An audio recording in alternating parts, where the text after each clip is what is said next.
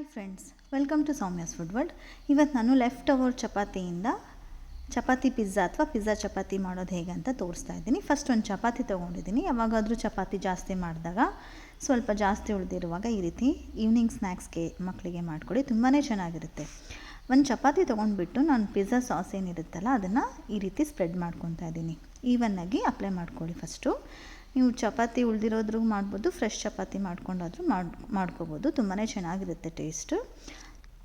ನೋಡಿ, ಅದರಲ್ಲಿ ಸಣ್ಣದಾಗಿ ಚಾಪ್ ಮಾಡ್ಕೊಂಡಿರೋಂಥ ಆನಿಯನ್ಸ್ ಹಾಕ್ಕೊತಾ ಇದ್ದೀನಿ. ಹಾಗೆ ಸಣ್ಣದಾಗಿ ಚಾಪ್ ಮಾಡ್ಕೊಂಡಿರೋಂಥ ಕ್ಯಾಪ್ಸಿಕಮ್ನ ಹಾಕ್ತಾಯಿದ್ದೀನಿ. ನೀವು ಸ್ವೀಟ್ ಕಾರ್ನ್ ಬಾಯ್ಲ್ ಮಾಡಿಕೊಂಡು ಅದನ್ನು ಕೂಡ ಸ್ವೀಟ್ ಕಾರ್ನ್ ಬೇಕಿದ್ದರೆ ಅದನ್ನು ಕೂಡ ಆ್ಯಡ್ ಮಾಡ್ಕೋಬೋದು. ಇಲ್ಲಿ ಅದನ್ನೆಲ್ಲ ಈಕ್ವಲಾಗಿ ಸ್ಪ್ರೆಡ್ ಮಾಡ್ಕೊಂಡಿದ್ದಾದಮೇಲೆ ಸ್ವಲ್ಪ ಮಿಕ್ಸ್ಡ್ ಹಾಕ್ತಾಯಿದ್ದೀನಿ. ಹಾಗೆ ಚಿಲ್ಲಿ ಫ್ಲೇಕ್ಸ್ ಇರುತ್ತಲ್ಲ ಅದನ್ನು ಕೂಡ ನಾನು ಈ ರೀತಿ ಹಾಕ್ಕೊತಾ ಇದ್ದೀನಿ. ಲಾಸ್ಟ್ಗೆ ನಾವು ಚೀಸ್ ಏನಿರುತ್ತಲ್ಲ ಅದನ್ನು ಈ ರೀತಿ ಗ್ರೇಟ್ ಮಾಡ್ಕೋಬೇಕು. ನೀವು ಮೊಸರೆಲ್ಲ ಚೀಸ್ ಆದರೂ ಹಾಕ್ಕೊಳ್ಳಿ. ನಿಮ್ಗೆ ಯಾವ ಚೀಸ್ ಅವೈಲೇಬಲ್ ಇರುತ್ತೋ ಆ ಚೀಸನ್ನು ನಿಮ್ಗೆ ಎಷ್ಟು ಬೇಕೋ ಅಷ್ಟು ಕ್ವಾಂಟಿಟಿಯಲ್ಲಿ ಚೀಸನ್ನು ಈ ರೀತಿ ಸ್ಪ್ರೆಡ್ ಮಾಡ್ಕೊಳ್ಳಿ. ಲಾಸ್ಟ್ಗೆ ಸಣ್ಣದಾಗಿ ಚಾಪ್ ಮಾಡ್ಕೊಂಡಿರೋಂಥ ಕೊತ್ತಂಬರಿ ಸೊಪ್ಪು ಹಾಕಿ ನಾವು ಚಪಾತಿನ ಫೋಲ್ಡ್ ಮಾಡ್ಕೋಬೇಕು. ನೀವು ಯಾವ ಶೇಪ್ ಬೇಕಾದರೂ ಫೋಲ್ಡ್ ಮಾಡ್ಕೋಬೋದು. ನಾನು ಈ ರೀತಿ ಫೋಲ್ಡ್ ಮಾಡ್ಕೊತಾ ಇದ್ದೀನಿ.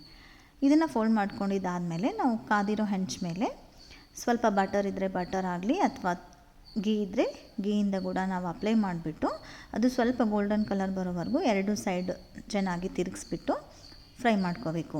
ಅದು ಸ್ವಲ್ಪ ಗೋಲ್ಡನ್ ಕಲರ್ ಬಂದು ಕ್ರಿಸ್ಪಿಯಾಗಿ ಕಾಣಿಸುತ್ತಲ್ಲ, ಈ ರೀತಿ ನೋಡಿ, ಈ ರೀತಿ ಆಗೋವರೆಗೂ ಅದನ್ನು ಬೇಯಿಸ್ಕೊಂಡ್ಬಿಟ್ಟು ಒಂದು ಪ್ಲೇಟಲ್ಲಿ ತೆಗೆದಿಟ್ಕೊಂಡು ನಿಮ್ಗೆ ಯಾವ ಶೇಪ್ ಬೇಕೋ ಆ ಶೇಪಲ್ಲಿ ನೀವು ಈ ರೀತಿ ಕಟ್ ಮಾಡ್ಕೊಳ್ಳಿ. ಈ ರೀತಿ ಕಟ್ ಮಾಡಿಕೊಂಡು ನೀವು ಸರ್ವ್ ಮಾಡಿದರೆ ನಿಮ್ಮ ಟೊಮ್ಯಾಟೊ ಕೆಚಪ್ ಆಗಲಿ ಯಾವ ಡಿಪ್ಸ್ ಬೇಕಿದ್ದರೆ ಆ ಡಿಪ್ಸ್ ಜೊತೆಗೆ ಇದನ್ನು ಸರ್ವ್ ಮಾಡಿದರೆ ತುಂಬಾ ಚೆನ್ನಾಗಿರುತ್ತೆ. ನಿಮಗೆಲ್ಲರೂ ಖಂಡಿತ ಇಷ್ಟ ಆಗುತ್ತೆ. ಒಂದು ಸತಿ ಟ್ರೈ ಮಾಡಿ. ಇಷ್ಟ ಆದರೆ ನೀವು ಲೈಕ್ ಮಾಡಿ. ಹಾಗೆ ನಿಮ್ಮ ಫ್ರೆಂಡ್ಸ್ಗೆಲ್ಲ ಶೇರ್ ಮಾಡೋದನ್ನು ಖಂಡಿತ ಮರಿಬೇಡಿ.